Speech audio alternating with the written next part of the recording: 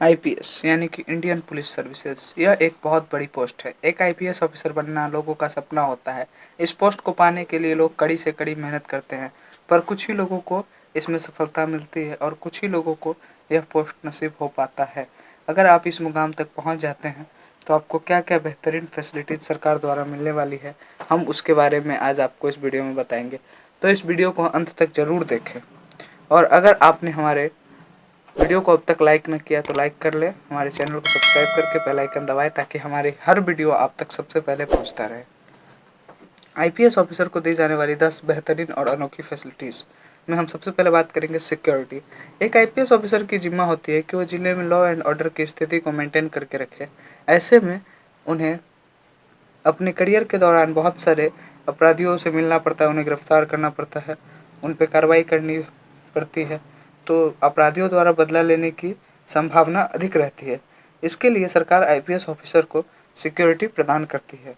इस सिक्योरिटी में हमेशा उनके साथ 2 से 3 हथियारों से लैस सिक्योरिटी गार्ड्स उनके सुरक्षा घेरे में मौजूद होते हैं और उनके घर के चारों ओर सुरक्षा की कड़ी इंतजाम होती है।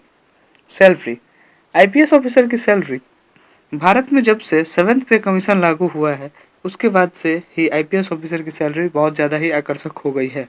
तो दोस्तों आइए जानते हैं कि एक आईपीएस ऑफिसर की सैलरी कितनी होती है। जब एक आईपीएस ऑफिसर अपना ट्रेनिंग कंप्लीट करके फर्स्ट ज्वाइन करते हैं तो वो डीएसपी के रूप में यानी कि डिप्टी सुपरिटेंडेंट ऑफ पुलिस के रूप में ज्वाइन करते हैं। उस दौरान उनकी ग्रेड पे 5400 आईएनआर और मंथली सैलरी 56,100 होती है। जब वो अपने 1 साल के करियर को कंप्लीट करके एएसपी के रूप में यानी कि एडिशनल सुपरिटेंडेंट ऑफ पुलिस के रूप में प्रमोट होते हैं तो उनकी ग्रेड पे 6600 आईएनआर यानी कि मंथली सैलरी 67,700 हो जाती है। जब वो अपने 4 साल के सर्विस को कंप्लीट करके एसपी के रूप में प्रमोट होते हैं तब उनकी grade pay 7600 INR monthly salary 78,800 हो जाती है। तो दोस्तों जैसे जैसे आईपीएस ऑफिसर का पोस्ट बढ़ते जाता है वैसे वैसे उनकी सैलरी भी बढ़ती जाती है। यह बढ़ते बढ़ते 2.5 लाख तक पहुंच जाती है और कुछ एरिया और कुछ डिवीज़न में ये और भी आकर्षक हो सकती है। Study leave. अगर कोई आईएएस ऑफिसर अपना पढ़ाई को कंटिन्यू करते हुए विदेश से उच्च शिक्षा ग्रहण करना चाहे तो आईपीएस ऑफिसर को भी आईएएस ऑफिसर की तरह ही स्टडी लीव दी जाती है।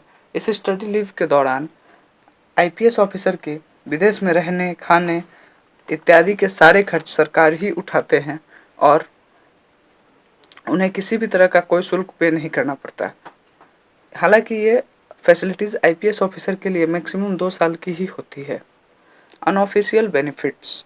एक आईपीएस ऑफिसर को पार्टी, फंक्शन, कॉन्सर्ट में चीफ गेस्ट के रूप में आमंत्रित किया जाता है। इसके अलावा आईपीएस ऑफिसर जिस भी ज़िले में पोस्टेड होते हैं वहां अगर नेशनल लेवल का कोई भी game, cricket match, hockey match होने वाला हो तो उसमें आईपीएस ऑफिसर को वीवीआईपी पास दिया जाता है। इसी तरह से आईपीएस ऑफिसर को ऑफिशियल बेनिफिट्स के साथ बहुत सारे अनऑफिशियल बेनिफिट्स भी मिलते हैं। Official trips. दोस्तों एक आईपीएस ऑफिसर को ऑफिशियल ट्रिप्स के दौरान मुफ्त में हवाई यात्रा करने की छूट होती है। इसके अलावा उन्हें अगर सड़क मार्ग से यात्रा करनी हो तो रास्ते में पड़ने वाला टोल प्लाजा का टोल टैक्स भी नहीं देना होता है। अगर रेलवे की ओर से फर्स्ट क्लास श्रेणी में यात्रा करने की छूट होती है। Electricity and telephone cable facilities. दोस्तों एक आईपीएस ऑफिसर को एक तय सीमा तक इलेक्ट्रिसिटी और फ़ोन का बिल नहीं देना होता है। यह तय सीमा इतनी अधिक होती है कि आमतौर पर कहा जा सकता है कि आईपीएस ऑफिसर के लिए यह सुविधा फ्री ही होती है। इसके अलावा आईपीएस ऑफिसर को फ्री इंटरनेट और एसएमएस सर्विस भी दी जाती है। Number 4, health and retirement benefit.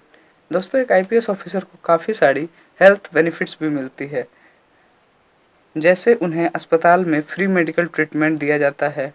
इसके अलावा आईपीएस ऑफिसर को मेडिकल लीव भी दी जाती है। इसके अलावा आईपीएस ऑफिसर को रिटायरमेंट के समय 80 से 85 लाख रुपए तक की दिए जाते हैं, जो कि आईपीएस ऑफिसर के पीएफई यानी कि प्रोविडेंट फंड के पैसे होते हैं। हालांकि रिटायरमेंट के बाद आईपीएस ऑफिसर को सरकार द्वारा कोई भी पेंशन नहीं दिया जाता है। Number 3, vehicle facilities. दोस्तों एक आईपीएस ऑफिसर को सरकार द्वारा एक आधिकारिक वाहन भी दिया जाता है और इसके साथ साथ कांस्टेबल के रूप में एक ड्राइवर और एक बॉडीगार्ड भी दिया जाता है। इसी के साथ ही आईपीएस ऑफिसर की गाड़ी का मेंटेनेंस सरकार ही उठाती है। हालांकि आईपीएस ऑफिसर को अपनी वाहन पर किसी भी तरह की लाल बत्ती लगाने का अनुमति नहीं है। हाँ दोस्तों, जैसा कि आप सब जानते ही होंगे कि साल 2017 में केंद्र सरकार ने एक फैसला जारी किया था कि जितने भी वीवीआईपी और वीआईपी हैं उनके गाड़ी पे लाल बत्ती का इस्तेमाल बंद कर देना है। इसके इसी के कारण लाल बत्ती का प्रयोग बंद हो चुका है हमारे देश में। हालांकि हमारे देश के 2 राज्यों में इसमें अनुमति है, वो है तमिलनाडु और बंगाल। बंगाल में आईपीएस ऑफिसर अपनी गाड़ी पे नीली बत्ती लगा सकते हैं। Number 2, official passport. दोस्तों, एक आईपीएस ऑफिसर को नॉर्मल पासपोर्ट के साथ साथ एक वाइट कलर पासपोर्ट भी इशू किया जाता है। इस पासपोर्ट के जरिए आईपीएस ऑफिसर को एयरपोर्ट पर तलाशी से छूट मिलती है। इसके अलावा आईपीएस ऑफिसर जिस भी कंट्री के आधिकारिक दौरा पे हैं वहाँ उन्हें गेस्ट की तरह ट्रीट किया जाता है। Residential facilities. दोस्तों, एक आईपीएस ऑफिसर को सरकार द्वारा वीवीआईपी क्षेत्र में सुंदर सा आवास भी आवंटित किया जाता है। जब आईपीएस ऑफिसर डिस्ट्रिक्ट एसपी यानी कि सुपरिटेंडेंट ऑफ पुलिस के रूप में पोस्टेड होते हैं तो उन्हें घर तथा ऑफिस एक ही बिल्डिंग में आवंटित किया जाता है। इसके अलावा आईपीएस ऑफिसर को दिए जाने वाले बंगला काफ़ी बड़ा होता है। साथ ही साथ आईपीएस ऑफिसर को बागवान रसोई भी घर के साथ दिया जाता है। आईपीएस ऑफिसर चाहे तो खुद का घर भी खरीद सकते हैं।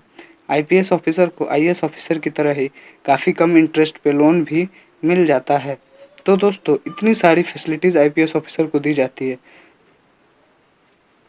आज के लिए इतना ही बस। हम आपको आगे ऐसे ही नॉलेजफुल वीडियोस देते रहेंगे, तो आप हमारे वीडियो को ज़रूर लाइक करें, कमेंट करें, अपने फ्रेंड्स के साथ शेयर करें। जय हिंद, जय भारत।